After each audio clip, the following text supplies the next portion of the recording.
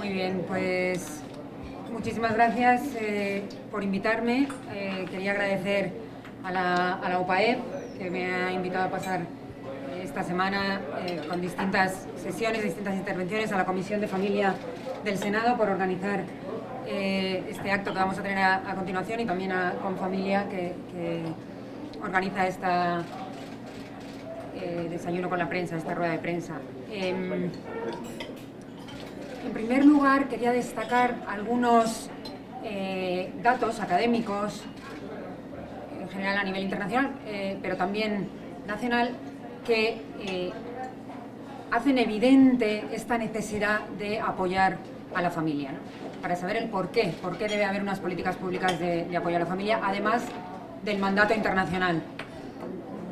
Y luego, en segundo lugar, pues darles un breve panorama de algunas buenas prácticas internacionales, países que han tomado esta decisión, esta firme decisión, y bueno, que les puedan servir de orientación. Estos serían un poco los dos aspectos clave. Entonces, como aspectos preliminares, datos preliminares, ¿no? En primer lugar, la familia cumple unas funciones sociales que son insustituibles. La familia cumple funciones sociales que no, o sea, por un lado, aspectos fundamentales para la persona, pero también para la sociedad. Aun sin ser perfecta, no hay familia perfecta, con todo es fundamental para la persona y para la sociedad.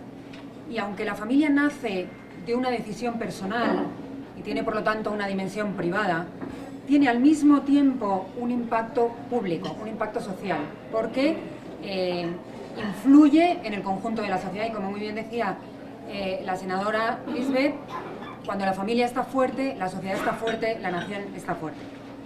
Y esto lo vamos a ver bueno, con algunos datos que expondré con más detalle después en la conferencia, pero que puedo ir mencionando. Por otro lado,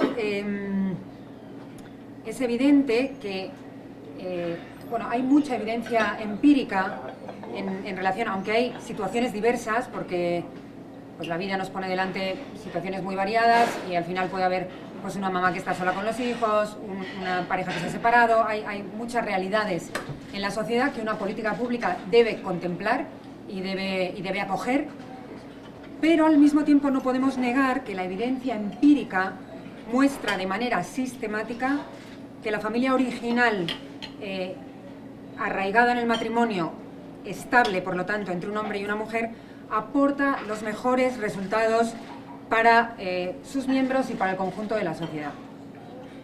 Aquí uno de los estudios que utilizo mucho y que probablemente ustedes conocerán porque lo desarrolló un investigador mexicano, el estudio de Fernando Pliego, y que es uno de los más interesantes porque tiene un panorama internacional muy amplio.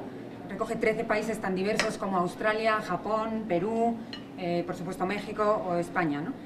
Y los resultados son concluyentes. En el 85% de los más de 3.000 registros que analiza de una manera muy rigurosa desde el punto de vista académico, en el que compara distintas formas de convivencia, pues como decía, en el 85% de los casos los padres biológicos con sus hijos unidos por el matrimonio tienen un bienestar mayor y significativo en todos los indicadores considerados y también de manera transversal a todos los países considerados. Por lo tanto, como decía, una política pública debe tener en cuenta esta doble realidad. ¿Cuál es el ideal? Y que en la vida no siempre se da el ideal. Pero las dos cosas hay que contemplarlas. En segundo lugar, y en relación con esto, creo que hay que hacer mención expresa de que el matrimonio es importante para el bien común.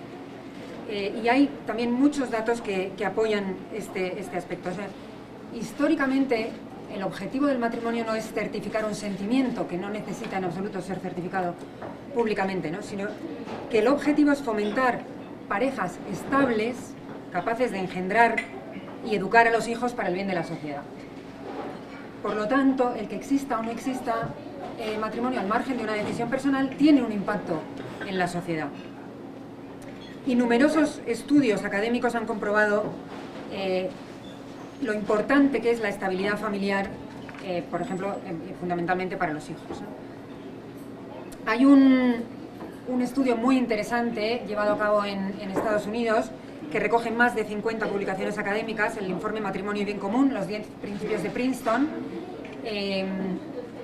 que concluye que efectivamente cuando el matrimonio es fuerte, tanto los niños como los adultos tienden a prosperar.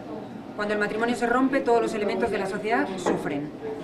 Y otro estudio publicado en la revista Population Research and Policy Review mostraba que el 50% de los niños nacidos en uniones de hecho veían la ruptura de sus padres antes de los 5 años, comparados con el 15% cuando sus padres han nacido estando sus padres casados. Es decir, sin meternos en la libertad y la decisión personal, pero el hecho es que el matrimonio tiene una función social y es bueno para el conjunto de la sociedad. Entonces, ¿cuál es el objetivo, la misión de unas políticas públicas? Apoyar la función social que cumple la familia.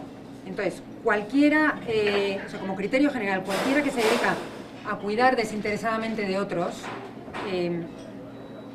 y singularmente eso se da en el seno de la familia, deben recibir apoyo público y reconocimiento social. Entonces, las políticas deben apoyar a la familia en la medida que están cumpliendo una función social que tiene impacto en el conjunto de la sociedad.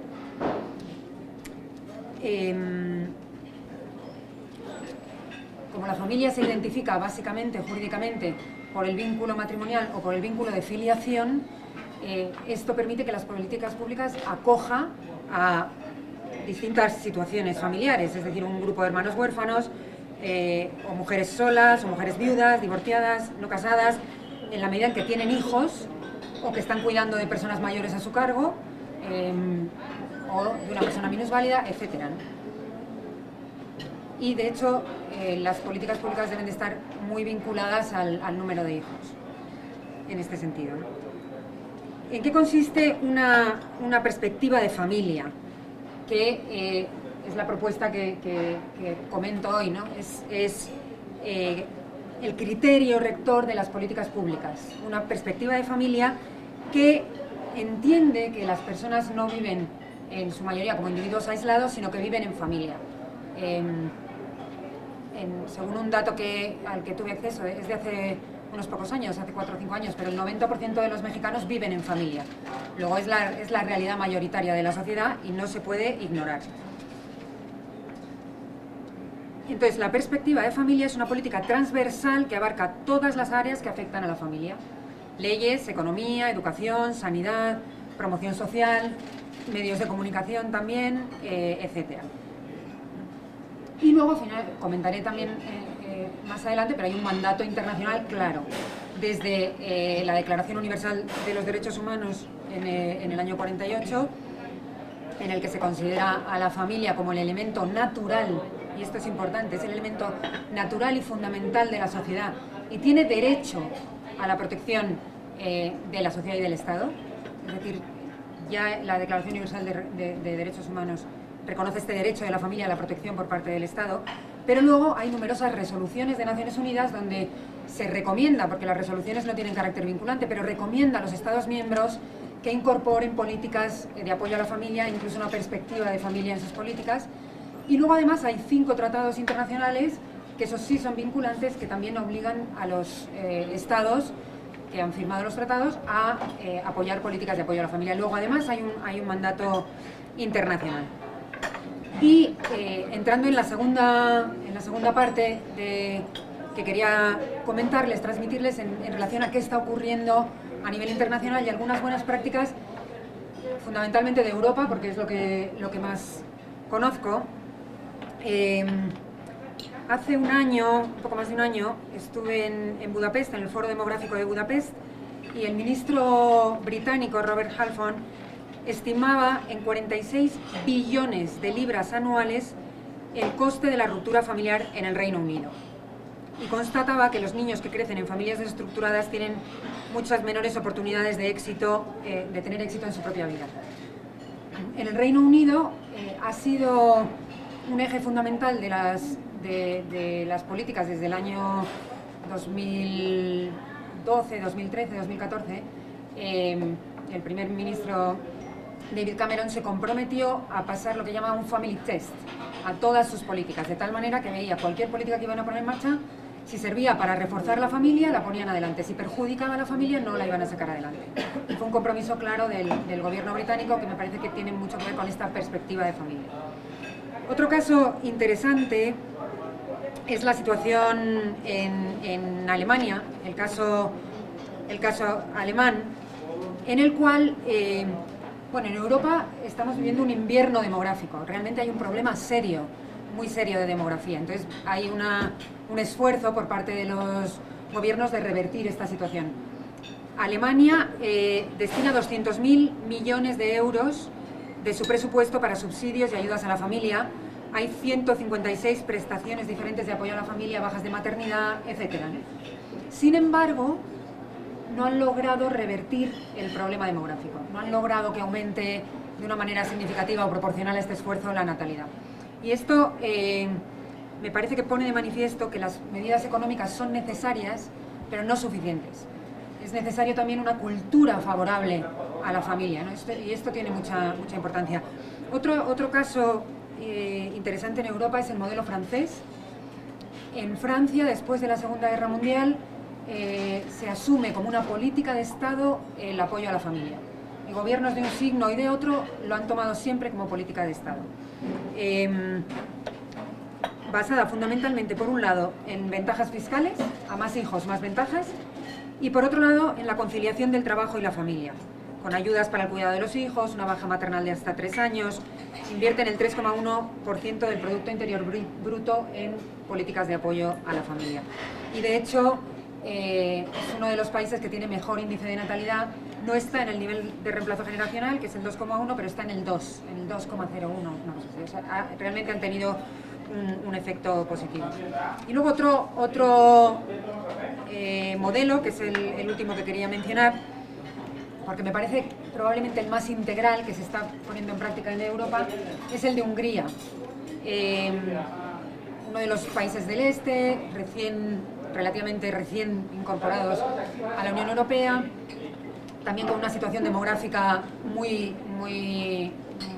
difícil, y en la cual se toma como prioridad política clara del gobierno de manera transversal en todos los ministerios esta política de familia.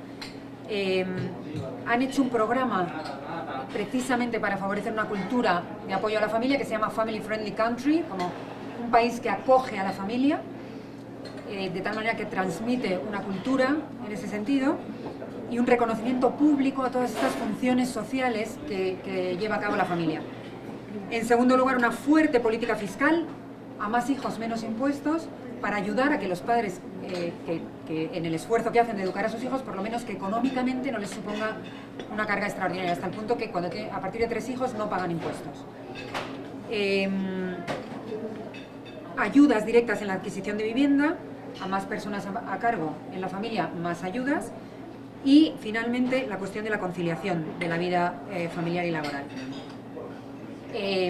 Los nacimientos en Hungría aumentaron un 3,2% en el año 2014 y el número de matrimonios un 30% en las 2 legislaturas que se ha venido aplicando esta política. Es decir, tienen indicadores en los que están midiendo el resultado de esta política. Al mismo tiempo han logrado hacerlo sin subir los impuestos, porque al favorecer a las familias la conciliación de la vida familiar y laboral ha habido más integración, ha aumentado el número de personas trabajando, ha aumentado la tasa de empleo y por tanto los ingresos fiscales de manera indirecta. Es un modelo muy interesante.